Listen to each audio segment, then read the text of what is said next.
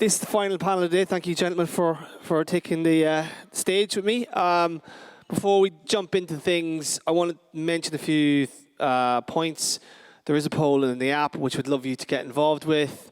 I also want to draw your attention to a sustainability report done by Sharethrough and ExchangeWire. If we can get that up on the screen here, that'd be great, because there isn't that much out in the market in terms of attention-related information. So if you get a chance, can we get that up on the screen? Is that coming up? No? I thought I was supposed to put up on the screen, sorry. Anyway, if you want to download it, go to the ExchangeWire.com. It's a good report. Use of attention metrics by UK buyers, responding willingness to pay more for ads, factors impacting consumer attention, how media buyers are currently capturing attention, and there's a bunch of stuff on there that's kind of very relevant to the discussions here today. Anyway, those are, one last point. We did have a person from Dentsu, Katie, couldn't make it today. So if there's any kind of quibbling about this being an all-male panel, please don't, because we actually had someone who pulled out last minute. So anyway, this is a good panel to talk about because we have the two biggest sort of hot topics in the industry colliding here. We've got attention and sustainability, which I think kind of come into the sort of focus pretty well towards the end of the day, which is great. But before I do that, I'd like the panelists to introduce themselves briefly, and then we can start discussing sustainability and attention. Hi, I'm Richard Ottoy. I'm the GM of EMEA at Sharethrough. Hi, I'm Gareth Rees. I'm a client lead at mSix&Partners, working on clients such as TalkTalk in the telco space and EasyJet in travel. Hi, I'm Brian Murphy, Chief Revenue Officer at Duration Media.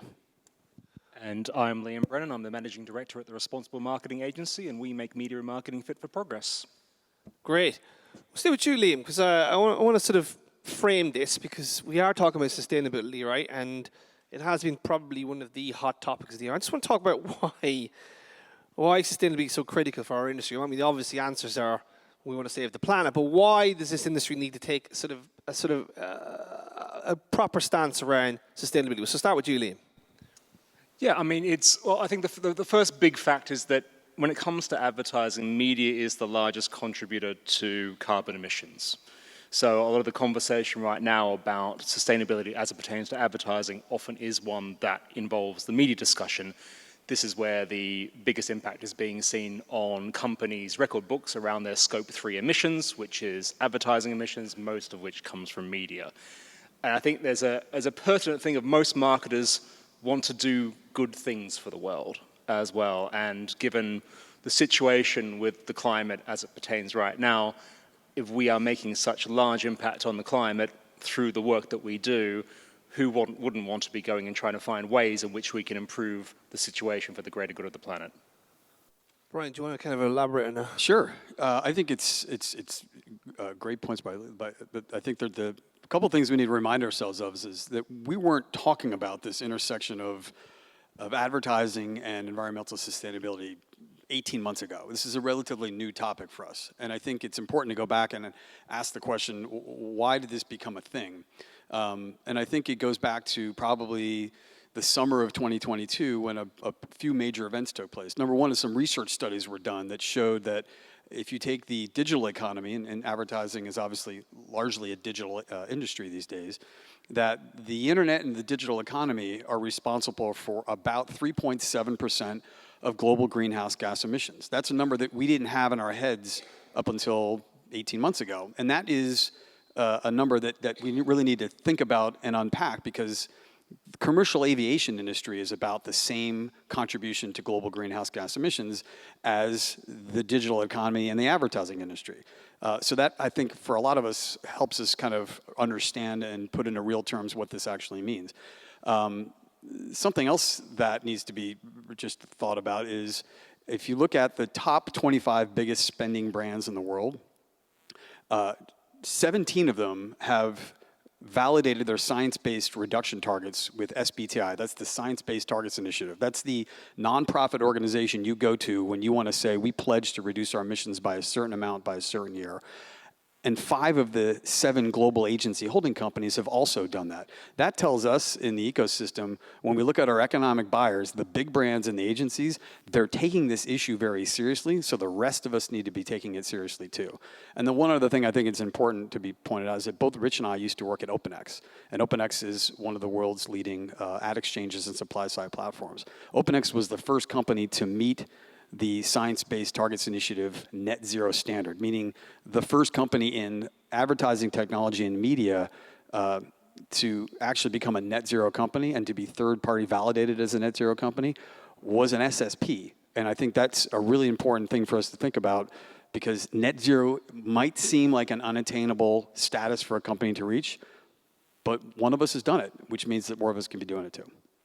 Gareth, sorry, you want to go first? Sorry. Yeah, I was just also going to add to that as well. I think one of the things that's worth bearing in mind at the moment is that people are becoming very knowledgeable about climate change, right? And the impact that big companies are having on our planet. And so as a result of that, people are now starting to make decisions. They're making purchasing decisions about which companies they're going to buy from, which companies they're going to do business with or associate themselves with, based on, is that company's values aligning with my own? So we're now at the point where it's critical that you're starting to become a sustainable business, because that is going to impact company performance. Gareth, do you want to? Yeah, I think I'll probably just back up some of the points already made with what we're seeing with our clients. Not only is media the biggest part of advertising emissions, we're seeing media and advertising emissions as a whole being some of the biggest parts of our clients' total Scope 3 emissions. Even with TalkTalk, we estimated it was up to 12% of their total emissions was coming out of their media investment, given the volume of activity they do in such a competitive market. I will confess, EasyJet, it's a little bit of a lower percentage for understandable reasons, but even there, and the thing I'd add to that is that why should we address sustainability? Because we can. You know, to the point there, 18 months ago, we probably didn't have the tools to do that. And now we do. You know, we're making the same commitments our clients are making to science-based initiatives as WPP and as a Group M. And the commitment that we're making and that mSix&Partners we fully endorse and get behind are things like the carbon emissions championing program, and more practically the tools like the carbon calculator that they've developed that we use across all of our clients to measure carbon emissions. So we're just in a position where we have so much more data and insight into this than we ever did have before. I don't want to frame this next question as sort of like being responsible for that 3.9% of global emissions, Brian. But I want to talk about the role that vanity metrics have played in this, right? And it's so very unfair to say that viewability is responsible for, you know, the demise of the planet. But how sort of have those sort of metrics that the industry's been using for many years, not just viewability, but like CTR, et cetera, and chasing sort of yield, you know, contributed towards this huge power that's required to power all of these sort of, you know, programmatic and data-driven buys. So we'll just tackle that for a minute and see what, you know, what's contributed really to that growth in our carbon footprint as an industry. Brian, we'll start with you. Yeah, sorry. Want to make sure. So it's interesting, the evolution of our industry, the way we look at some of these different metrics changes over time. You know, early on, I've been in digital advertising since almost the beginning, and all we thought about in like the 90s was click-through rate. That's all we cared about. You show an ad and people click on it, and obviously we've evolved well past that, which is great. And then I think viewability was another critical metric. You could also do completed video views, et cetera, but viewability for a while just seemed like a next evolution of a metric that we should care about. But publishers are always looking to find ways to make sure that they can increase yield, that they can get on more ad buys, and driving up viewability at a time when viewability is a measurable metric just seemed like the right thing to do. And it seems like now we're spending a lot of time in the industry talking about made for advertising, MFA properties. Well, guess what? If you're driving high viewability and high impression volumes, there's a good chance you're going to get labeled as an MFA property. So now you got to think about, well, what are the metrics that we should be striving for? And attention is certainly the next one that's really important.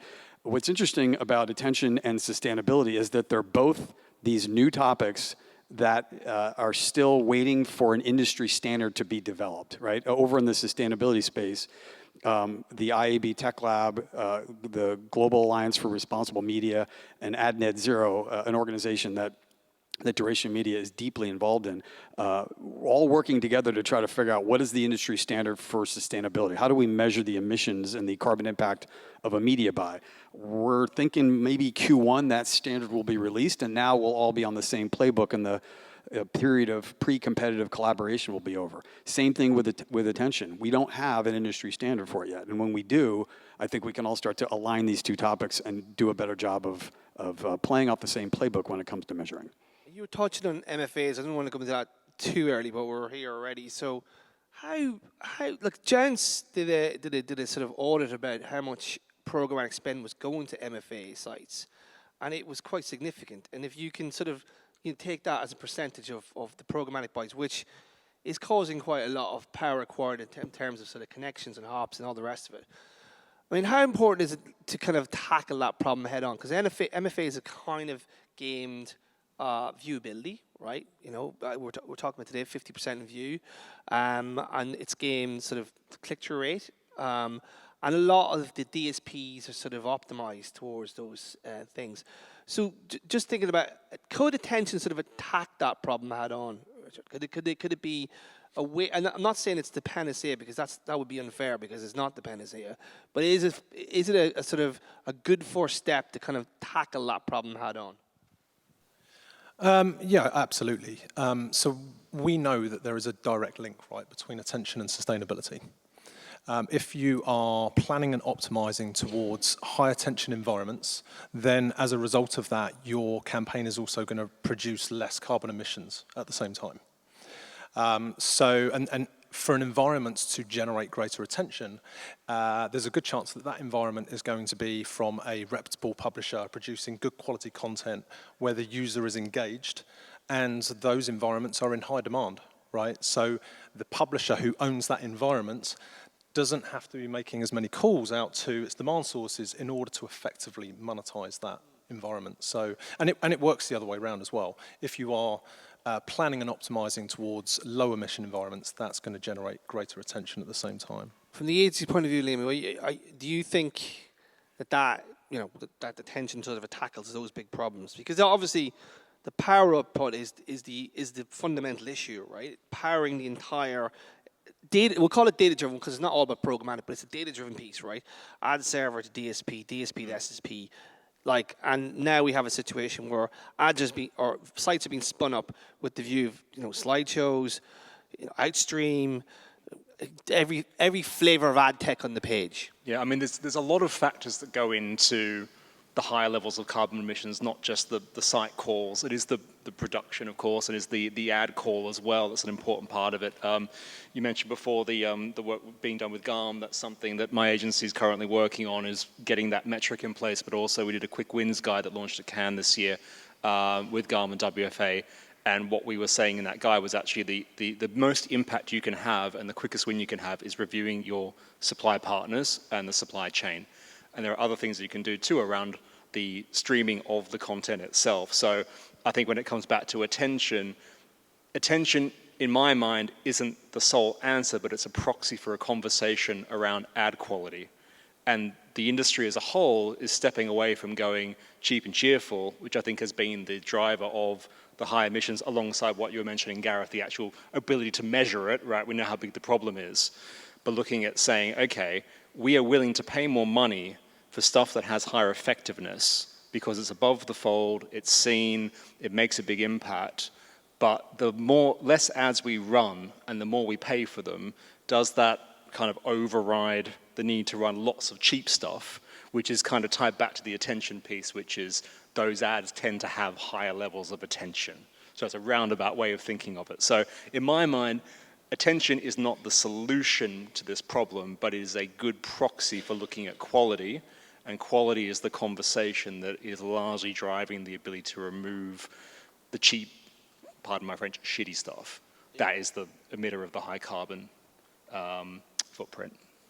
Gareth, you've been doing some real world examples of how you can actually measure that, because you've kind of, work with TalkTalk, you've kind of looked at, I suppose you've looked at all those problems, right? Yes, yeah, I think I do feel attention, particularly in this space, in the programmatic space, can be extremely powerful as a solution without being the silver bullet, because of its measurability in this space. And a lot of the work that we've seen from the panels today have shown us how to use that.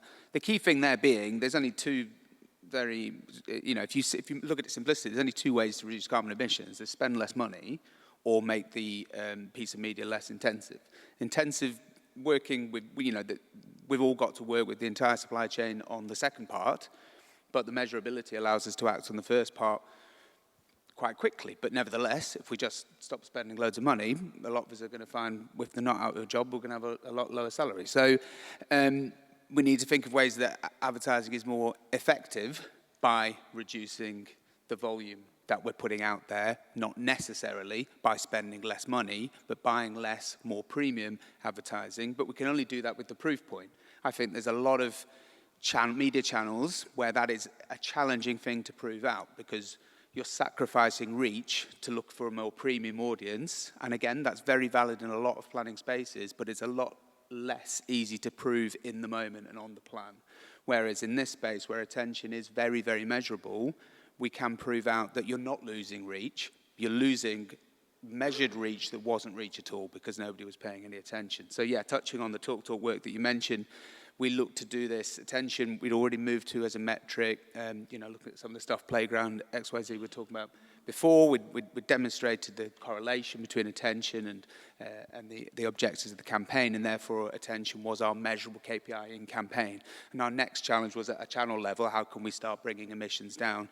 So by having measurement solutions in place for both attention and carbon emissions, partnering with Scope 3, we could see both those metrics at a domain level and look to maintain our attention KPIs whilst significantly reducing carbon emissions by having both the attention index and the carbon emission in play on the optimization, and almost doing a 4x4 matrix to see where you've got these high attention but high emission domains, right? How do we work with them, reduce our dependency upon them? But high attention, low emission domains, double down on those. Just like any other optimization metrics, the ones with the low attention and high emissions, basically dump them off plan, and then you're either working to build your almost a green list, if you will, of domains that you're going to work with going forwards, or if you suddenly get a big warning sign for a major domain, a major partner, or a major supply side, then it's going on to that second thing. How do we engage them in the conversation to say, we've noticed now that, despite the fact that you're delivering high attention for us, it's coming at a cost. So campaign on campaign, we reduced emissions by 25% whilst maintaining attention at the same levels. So you're proving that two can work together, basically, in tandem. I want to talk about first order and second order effects of shifting to attention, right? I want to talk from the sell side perspective first, Brian, because that's kind of an area you're working in pretty strongly. It seems to me that, and the Telegraph have done a brilliant presentation about how they're using it. It feels to me that if publishers move in that direction and the industry moves in that direction, there will be a first order effect around sort of like improving yield, right? You don't need as many ads on a page if you can obviously connect to the outcomes, and we'll come back to that question further along in the conversation. But it means less power to serve ads. So you talk a little bit how you see that to the panning out, because like you're already seeing some of it from the work you do with publishers. Yeah, when Duration Media, we try to zero in on data waste, right? Because we think that there's a direct correlation between data waste and then overall advertising efficiency. And if you can reduce data waste and make advertising more efficient, you can make it better. You can drive up attention rates metrics, but you can also lower emissions. And when we look at data waste, and we think about this a lot at Duration Media, we are constantly trying to identify the problem and try to find solutions for it. When we look at data waste, we think of ad calls and bid requests, we think of cookie syncs, and we think of non-viewable ads. And when we try to zero in on those three different categories, and we can do a better job of quantifying those metrics and finding ways to improve them, it makes the advertising better, and it lowers the overall carbon footprint of a media buy. Our technology does rely very heavily on some viewability metrics because we think that viewability is an important path to attention. You can't pay attention to an ad that's not in view, so you got to get viewability first. And our technology can read viewability in real time. We know when an ad is served what percentage of its pixels are in view and for how long. And we build upon that to create new impressions without the need for additional bid requests, creating a whole series of new, quote, green impressions that do not require an entirely new programmatic auction. Because when we work with our friends at Jounce Media, I'm sure you guys are pretty familiar with them, they gave us a pretty simplified estimate, but there's as many as 135 bid requests just to serve up a single ad impression. And if you can try to find ways to cut down that number while still helping publisher yield and drive revenue, you're starting to really chip away at the sustainability issue. And by making advertising more efficient, you're only going to improve your viewability, and by a result of that, your attention metrics as well. And I suppose the second order effect from a publisher point of view is, from a consumer point of view, which is sometimes, that person is always overlooked, is the improved user experience, right? We've seen stuff on the news this week about Reach, and I'm not picking on them in particular. They sort of laid off people because the Google has punished them for use of various bad user experience, so to speak. But my view is that if you can improve the user experience, then you're going to improve the campaign performance, because people are going to be engaged in that content. We see the entire sort of landscape littered with lots of ad tech, right? And I'm not picking like good ad tech, but lots of ad tech on page which ruins the consumer experience, right? We'll stay with you. Sorry, we'll go with you, Gareth. Sorry. Yeah, I think just really going to double down on that. Really, sustainability is an important issue in its own right, and we want to optimize, we want to bring down our emissions, but it does feel like it has the potential to be a bit of a Trojan horse to fix a number of different issues in the ad supply chain. The customer experience, the clutter that we see, is all based on those historical metrics to maximize revenue rather than yield per ad slot. Still is a huge problem, particularly in the mobile space, which is the majority of the space that this content's being consumed. Some stuff is still really unreadable. This is mainstream news brands still putting out content that's almost unreadable. They're clearly not getting enough support to demonstrate attention, to demonstrate the impact of higher attention ads on a lower cluttered page. And then to go back to the point about the supply chain, it really opened my eyes. I'm a comms planner. I'm not in the data at this granular level like these guys are. And when Scope 3 showed us not just the volume of ad calls on certain things, but also the sheer, the range, the variance. Certain domains were very, very lean, if you will, and certain domains were insane. And the things that were being called up are brands that I hadn't heard of in about 15 years in working in the industry. So how this sort of long tail still remains is slightly. It's beyond my understanding. Do you think that solves another problem, which is wasted spend, right? We'll go back to that Jounce report again, and it was really interesting reading that Jounce report around MFAs. And from a buy-side perspective, it's sort of you're wasting a good chunk of money chasing those long tails. I'm not saying that every long tail site is crap, that's unfair to say, but like, if you did pull up that report, I think it was some report that said 30,000 URLs in one campaign. I don't know if you guys see that. Incredible, like that is insane, and you have to admit that, like, at this panel, probably we go to 10 sites each a day, and we'd always go to those same sites. So it was about 17%, right, of total spend going to MFA. That's wasted spend, surely, Richie. I mean, like this.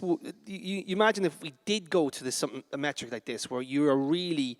We're not saying throw out the baby with the bathwater. You still need viewability, but blending in attention sort of measures the true engagement on those sites. Yeah, I think what we've been guilty of as an industry over the last few years is over-optimizing towards certain metrics. Obviously, you mentioned about the vanity metrics before, right? If as an advertiser, if you are over-optimizing towards viewability, you're going to end up buying intrusive, sticky ads that are forcing viewability. If you are over-optimizing towards CTR, you're going to end up buying MFA sites, as an example, right? And at the same time, that is also going to impact the emissions that you're responsible for, because these environments, let's face it, are often shit environments, right? So they are having to call all of the demand sources under the sun in an effort to try and monetize that content. So yeah, I would say probably bad all round. Yeah. Sorry to jump in. I was going to say go ahead. One thing here I think is really important, especially if there's people working on the brand side in the room, and I'm not pinning on the agencies at all here, right? But I'm an ex-agency person. I've worked at Group M and MediaCom for a long time.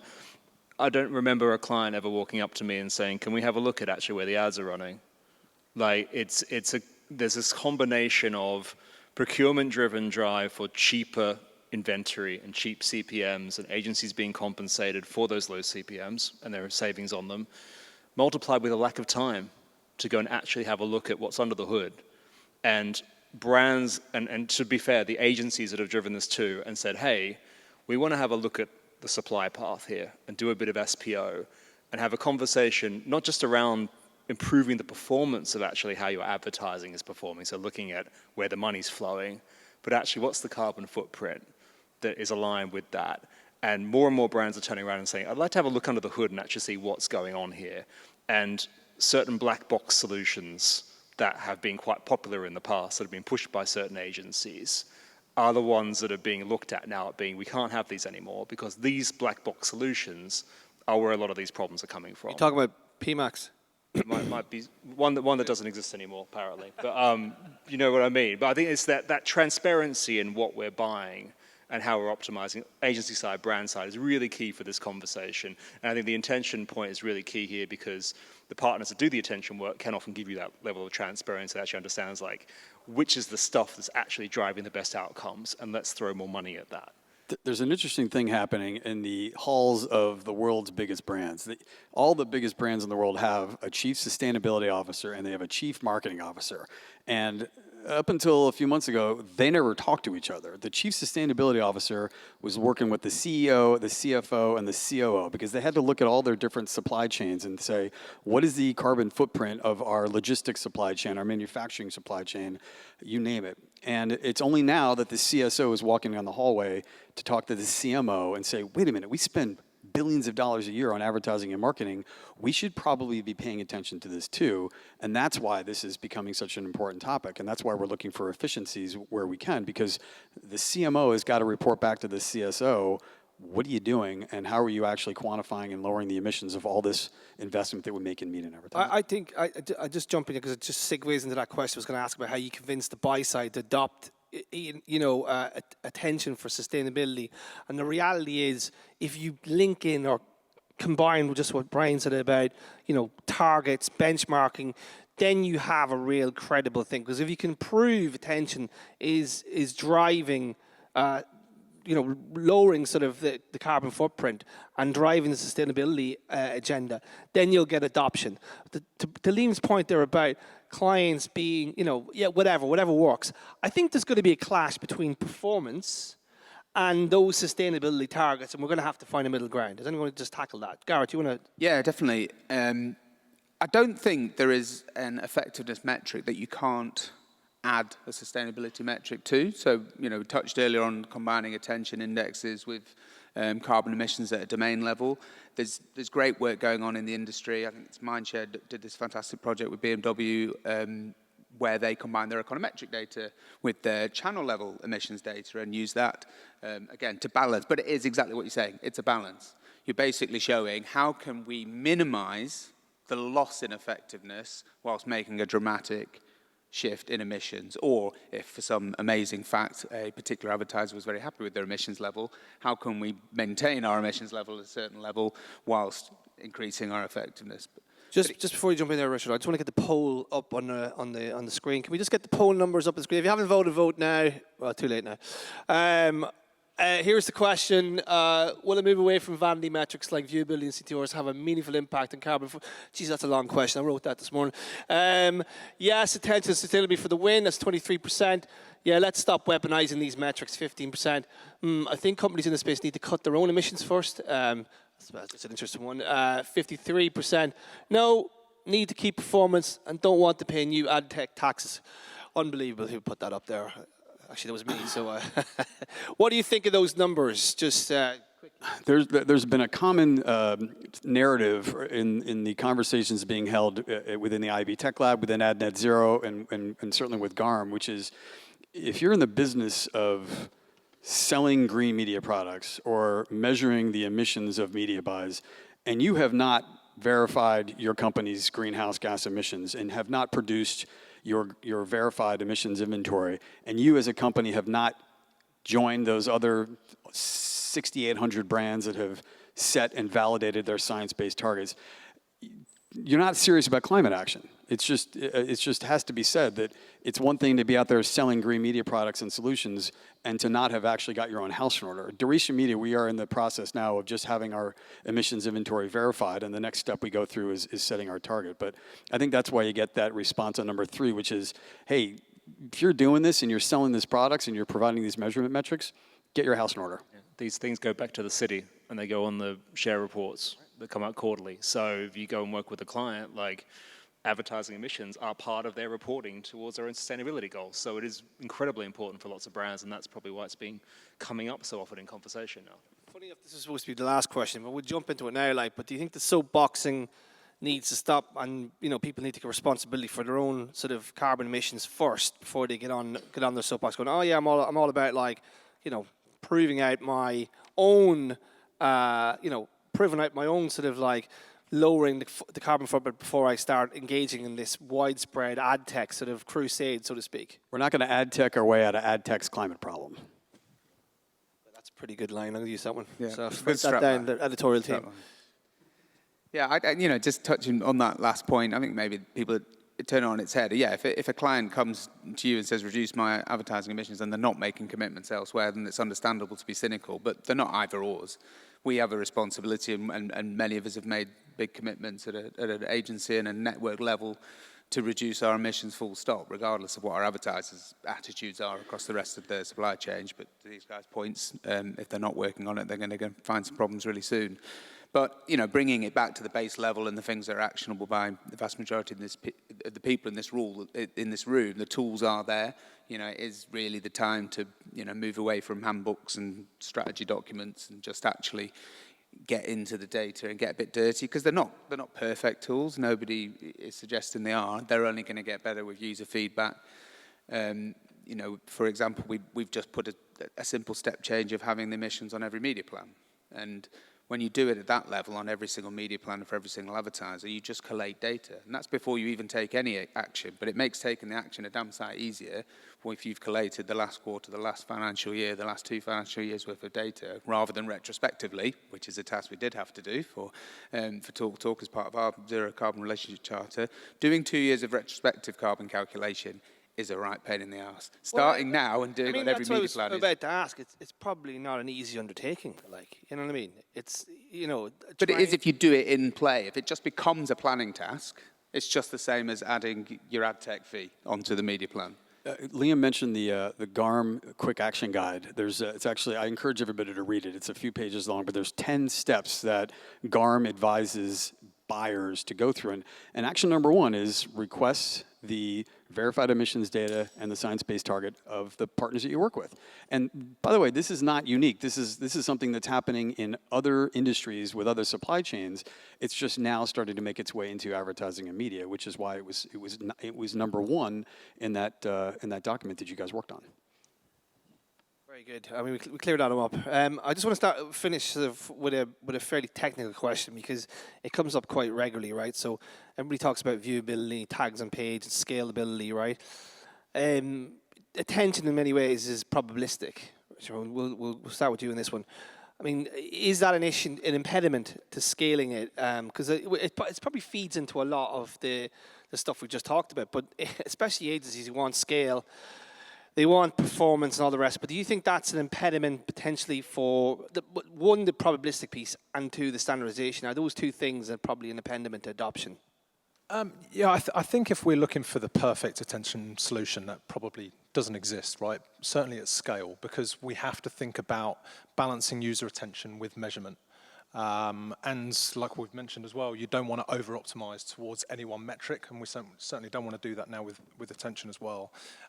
We need to think about the overall picture. So looking at attention measurement along with media metrics, brand lift, outcome measurement. If we can put all of those component parts together, then that to me seems like a scalable solution. Yeah. Gareth, do you want to tackle that one? Yeah, I mean, I won't get too technical. These guys are the experts in that, but really follow up on that. Reach what fell out of favour quite a bit in the digital landscape, and it's probably come back into fashion now, and perhaps we need to make sure we're thinking about meaningful reach, and that's where attention complements reach rather than contradicts it, because it just gives you a better understanding of the people you're reaching that are really reached, if you will, which isn't a very good way of putting it, but combining those metrics, campaigns need to scale in order to be effective. Yeah. This is we don't want attention just become another efficiency metric. Yeah, where you just get your spend down to this amazing attention index, but you've spent 10 quid. I suppose it goes back to the original point that you made, was that it needs to be blended into the current sort of crop of measurement pieces. It's just not one thing you can do for everything. Because I think that's been mentioned, the whole, we want it to be part of the process. So it doesn't really matter if it's probabilistic. It's part of a general measurement mix. And I suppose this sort of relates back to the cookie, right? So cookie was sort of used as a proxy for measurement in digital, and now it's done, right? It was done with Apple, and it's done now, this year. So you think this is sort of it's sort of a future strategy in many ways to talk about bringing attention in with viewability and all the rest of it and trying to make it work. Because one of the things you guys are doing, with the talk stuff is you're actually showing that even if you bring it in, you can improve sustainability. So it's part of a broader mix. So it doesn't really matter about this. Yeah, and you can do that without compromising outcomes. And ultimately, the final outcome is profit. The final outcome is not ROI, just as the final outcome of measuring attention isn't. Yeah, it's a sale. It's a profitable sale. It's scalable, because you don't just want one sale that was really cheap or one amazing ROI. You need to scale this. So however attention is used going forward, alongside sustainability goals, it needs to scale.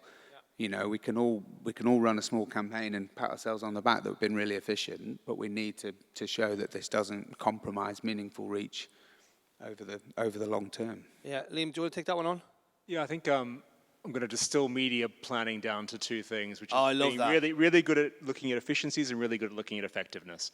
And you can get your efficiencies by looking at how you trade and the CPMs you pay for your inventory, but it's really hard to get a live read on effectiveness. And big brands will have really great media mix modeling work and research done over years and years and years to understand how their ads work and how different formats work.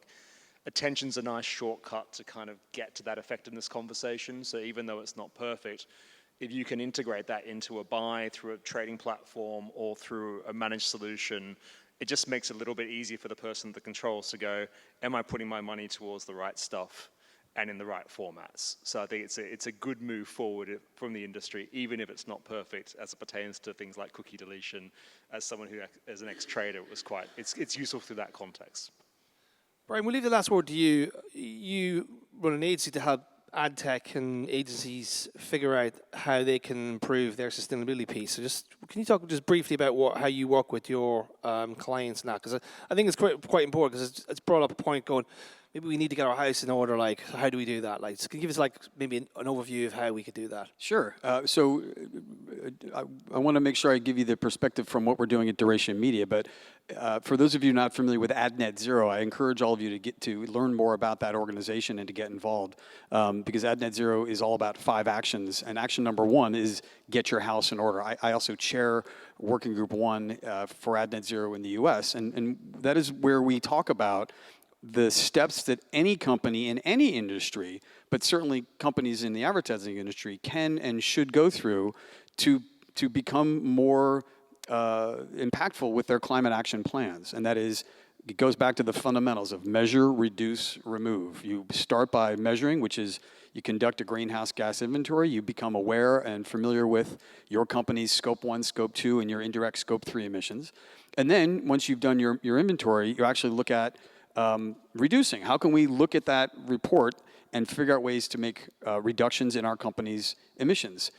Direct emissions from assets that we own, but also where it gets interesting in our industry is how we do business with all the other companies in our industry that we need to conduct our own business, but also have emissions from the business that we do with them. And then the last phase is remove, which is where you invest in verified carbon removable projects, AKA offsets, to take responsibility for whatever your measured emissions are.